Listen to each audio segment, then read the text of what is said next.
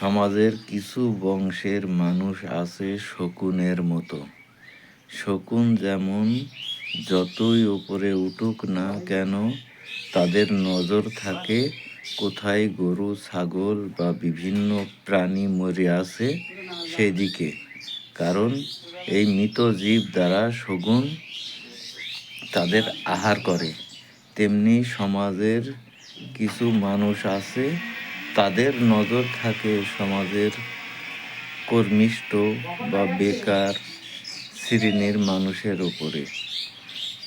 তারা তাদের কাছ থেকে খাওয়ার আশায় চায়ের দোকানে, হোটেলে অথবা টি স্টলে, বিভিন্ন দোকানে অপেক্ষা করে, অথবা তারা দিকে সেখানে গিয়ে উপস্থিত হয় এই খাওয়ার আশায়।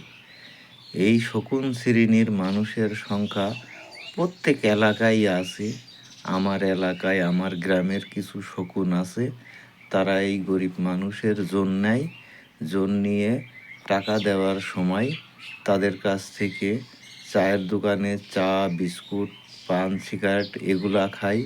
তা না হলে হোটেলে যেয়ে গজা, জিলাপি অথবা পেঁয়াজু এগুলো খায়। এই শকুন শ্রেণীর মানুষকে আমি ঘৃণা করি।